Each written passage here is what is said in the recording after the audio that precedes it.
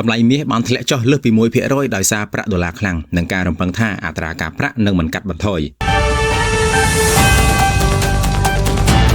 តម្លៃមាសបានធ្លាក់ចុះលើសពី 1% នៅថ្ងៃប្រហោះដោយសារតែប្រាក់ដុល្លារអាមេរិកកាន់តែខ្លាំងនិងការរំពឹងថាធនាគារកណ្ដាលនឹងមិនកាត់បន្ថយអត្រាការប្រាក់ខណៈសង្គ្រាមជាមួយអ៊ីរ៉ង់កំពុងបង្កការព្រួយបារម្ភអំពីអតិផរណាលោក Philip Strable ប្រធានយុទ្ធសាស្ត្រទីផ្សារនៅ Blue Line Future បានលើកឡើងដូចនេះដុល្លារ Index ខ្ពស់អត្រាផលចំណេញបាត់បំណុលរដ្ឋអាមេរិកកើនឡើងនិងការពន្យាពេលការកាត់បន្ថយអត្រាការប្រាក់គឺជាហេតុផលសំខាន់ដែលប៉ះពាល់អវិជ្ជមានដល់មាសប៉ុន្តែចំនួននៅមជ្ឈមបូព៌ាក៏បង្កឲ្យមានការទិញមាសជាទ្រព្យសុវត្ថិភាពខ្លះផងដែរក្នុងពេលដំណើរគ្នានាវាដឹកប្រេងពីរគ្រឿងបានឆេះនៅទឹកដីអ៊ីរ៉ាក់ដែលគេជឿថាជាការវាយប្រហាររបស់អ៊ីរ៉ង់បណ្ដាលឲ្យការផ្គត់ផ្គង់ថាមពលមជ្ឈមបូព៌ាត្រូវបានរំខានហើយធ្វើឲ្យតម្លៃប្រេងឡើងខ្លាំងមេដឹកនាំកម្ពុជាថ្មីរបស់អ៊ីរ៉ង់លោកអាយ៉ាតូឡា Mojtaba Khamenei បាននិយាយថាអ៊ីរ៉ង់នឹងសងសឹកចំពោះការស្លាប់របស់លោក Matters និងបន្តបិទច្រកសមុទ្រ Strait of Hormuz ព្រមទាំងវាយប្រហារមូលដ្ឋានទ័ពអាមេរិកផងដែរតម្លៃប្រេងដែលកំពុងហក់ខ្ពស់អាចបង្កអតិផរណាព្រោះវាធ្វើឲ្យថ្លៃដឹកជញ្ជូននិងថ្លៃផលិតកម្មកើនឡើងទោះបីមាសត្រូវបានគេចាត់ទុកថាជារបាំងការពារអតិផរណាក៏ដោយប៉ុន្តែអត្រាការប្រាក់ខ្ពស់ធ្វើឲ្យវាមានភាពមិនទាក់ទាញជាងទ្រព្យសម្បត្តិដែលមានការប្រាក់លោក Strable បានបន្ថែមទៀតដែរប្រសិនបើអាចទប់ស្កាត់មិនឲ្យតម្លៃប្រេងឡើងខ្លាំងបន្ថែម